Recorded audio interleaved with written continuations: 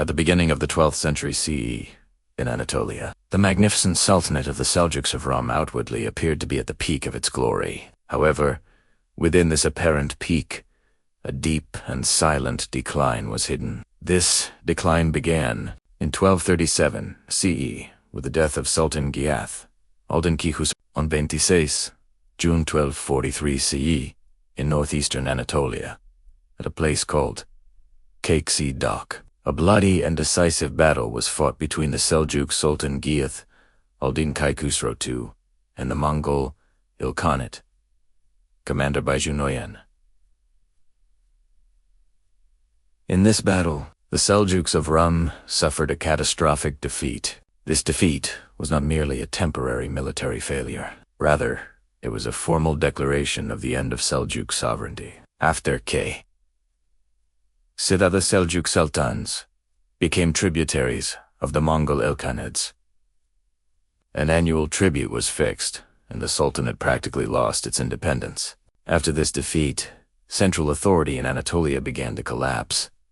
Turkmen tribes rose in rebellion. The court became a center of conspiracies, and the Seljuk Sultan was reduced to a nominal ruler. This was the historic moment after which the Seljuks of Rum rapidly moved toward decline, and Anatolia was divided into small Turkic principalities. Amid these crumbling political bricks, in a frontier region of St. Tia, a small Turkic beylik was silently gaining strength. And this very tribe, in the coming years, would unite Anatolia under one banner and change the course of history.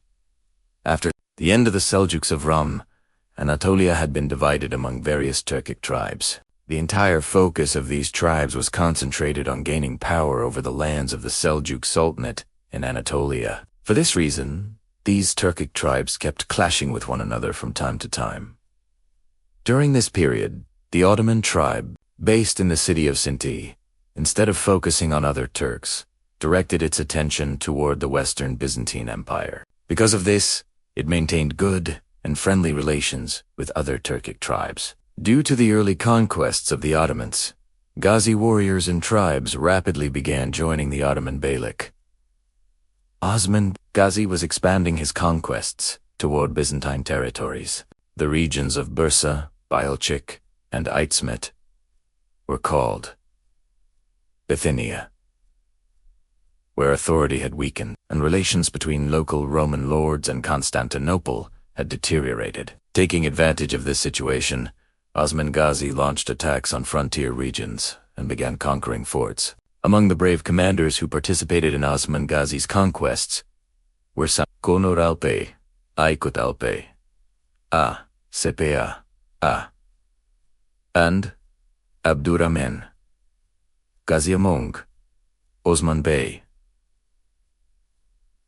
Neighboring Roman force, the most powerful was Nicola, the governor of Aineg. Osman Bey first decided to eliminate him. Accordingly, after military preparations, a fierce battle took place near Enegel, in which Osman Ghazi and his army faced great difficulty, and countless Turks were killed in this attack, including Osman Ghazi's nephew Bey. With great difficulty, Osman Bey managed to break out of the Roman fortress and bring his soldiers back alive. After this battle, the Tekfur of Ainego, together with the Tekfurs of Karakohizer, launched an attack on Osman Ghazi's frontier territories. At the place of Damanik, both armies faced each other, where an intense battle took place. Although Osman Bey lost many loyal companions in this battle, he emerged victorious, while the Roman commander Flatos was killed. After this, around 1288 CE, Osman Ghazi attacked and conquered the fortress of Karakohiz. Due to these continuous conquests of Osman Ghazi, the Tekfur of Yarhisar decided to arrange the marriage of his daughter Holifira with the Tekfur of Balchik in order to form an alliance. However, the real plan behind this marriage was to invite Osman Bey and assassinate him. Those involved in this conspiracy included the Tekfurs of Ayan, Yarhisar, Balchik, and Harmankaya, including Michael Cassis. Michael Cassis of Harmankaya had good relations with Osman Ghazi, and he too was included in the plot. As a friend, Michael Cassis informed Osman Ghazi of the entire situation, explaining how the Roman Tekfurs intended to poison and kill him under the pretext of the wedding. When Osman Ghazi received this news, he ordered his soldiers to prepare. Swords were hidden inside barrels of oil and honey. When Osman Ghazi arrived at Yarsar to attend the wedding feast, he attacked the Roman soldiers under the cover of night and conquered the city in 1299 CE, while Osman Ghazi was engaged in the conquest of Yarsar. On the other side in Ayan Egil, the Turkic commander Turgut Bey had already attacked Enegil with his soldiers. During the siege between 1299 and 1301 CE, Enegil was conquered. In 1299 CE, the Seljuks' rebellion against the Ilkhanid Mongols destroyed their remaining power, and all Turkic tribes in Anatolia became independent. Osman Bey also seized this opportunity and conquered beylik, a center of textile, silk, and iron industries, incorporating it into the Ottoman state. After the conquest of these cities, the three major Byzantine cities remaining in Bithynia were Iznik, Izmit, and Bursa, which in terms of power and wealth were no less than Constantinople. Osman Ghazi planned to conquer all three in 1302 CE. Osman Ghazi attacked the city of Yeniseyir with his army and conquered it. Alarmed by these continuous Ottoman conquests, the Byzantine lords gathered their forces to stop the Turks' advance. Meanwhile, 2,000 soldiers under the command of Mazalan were sent from Constantinople to assist them. After the Battle of Baphius in 1302 CE, Ottoman power established effective control over the rural Byzantine territories, resulting in strong fortified cities like Bursa becoming isolated behind their walls. In this context, around 1317 CE, Osman Ghazi began a long and patient siege of Bursa. Instead of direct assaults, he adopted a strategy aimed at completely cutting off the city's supplies, trade, and external connections. Karako Hisar, Yar Hisar, Ayen Egil, Yeniseyir, and Kassel were already under Ottoman control. As a result, Bursa gradually suffered from economic suffocation, isolation, and defensive exhaustion. During this prolonged siege, Osman Ghazi fell seriously ill. He handed over command of the siege to his son Orhan Ghazi, and himself returned to Sinti. Finally, after 10 years of blockade and pressure, on the 6th of April 1326, Bursa surrendered under terms of peace and security rather than resistance, and the city was handed over to Orhan Ghazi. After the conquest of Bursa, it was made the new capital. New buildings were constructed, and in 1327 CE, the first Ottoman currency was minted there. After this conquest, Osman Bey passed away and, according to his will, was buried in the city of Bursa. At the time of Osman Ghazi's death, Orhan Bey was approximately 40 years old. After the conquest of Bursa, Orhan Ghazi's next major objective was Iznik, also known as Nicaea. This city was considered an extremely important religious, political, and military center in Byzantine history and had once served as the capital of the Eastern Roman Empire. After around 1328 CE, Orhan Ghazi began a systematic siege of Iznik instead of direct assaults. A strategy of complete isolation was adopted. In particular, blocking supplies coming via Lake Iznik proved decisive. Due to the prolonged siege, famine, economic pressure, and the overall weakness of the Byzantine Empire, the city's defenses began to collapse, and finally in 1331, Iznik fell into Ottoman hands.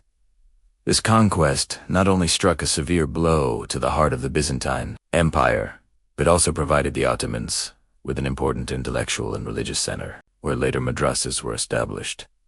Exactly 3 years after the conquest of Iznik, in 1334 CE, another important Byzantine city in Anatolia, Gemlik, fell into Ottoman control. 4 years after the conquest of Gemlik, in 1338 CE, Orhan Ghazi also conquered the city of Armatlu and incorporated it into the Ottoman state.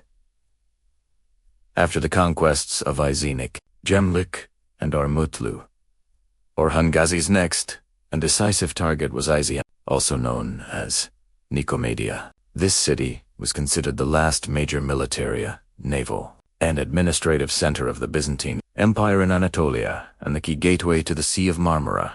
Using Iznik and Bursa as bases, Orhan Ghazi, gradually applied pressure around Izmit. The central strategy was to cut off the city's land and naval supplies. At this time, the Byzantine Empire was already suffering from civil wars, financial crises, and military weakness. The prolonged siege, shortage of supplies, and lack of external assistance paralyzed the city's defenses. And finally, in 1337 CE, Izmit fell into Ottoman hands without any major bloodshed. With this conquest, the Byzantine Empire's presence in Anatolia came to an almost complete end. The Ottomans not only gained direct access to the shores of the Sea of Marmara, but also acquired a strong naval and commercial foundation, which strategically prepared the state for expansion toward Europe. Due to these conquests of Orhan Ghazi, the Ottoman state had become the strongest and most powerful Turkic polity in Anatolia. Seeing Orhan Ghazi's growing strength, the neighboring Turkic state of Karasi extended a hand of friendship toward him. Viewers should note that the Karasi Turks, like the Ottomans, had once migrated and settled in Anatolia. Like the Ottomans, they had seized territories from the Byzantine Empire and established the rule of the Karasi tribe. From the very beginning, Karasi had been a major ally of Osman Ghazi. Ghazi even sent his younger son, Tursun Bey, to Orhan Ghazi to receive education. A few years later, Ekalan Bey, the leader of the Karasi tribe, Basit, Hawaii. After his death, his elder son Demir Khan Bey took control of the tribe. However, due to his harsh behavior, the tribal leaders became dissatisfied with him. They appealed to the Karasi vizier Haji, expressing their desire to see the younger son Tursun Bey on the Karasi throne instead of Demir Khan Bey. As a result, Tursun Bey returned to his tribe, and a struggle for the throne began between the two brothers. In this conflict, the younger brother Tursun Bey was killed, and Orhan Ghazi defeated the Karasi prince Demir Khan and incorporated the entire Karasi tribe into the Ottoman state.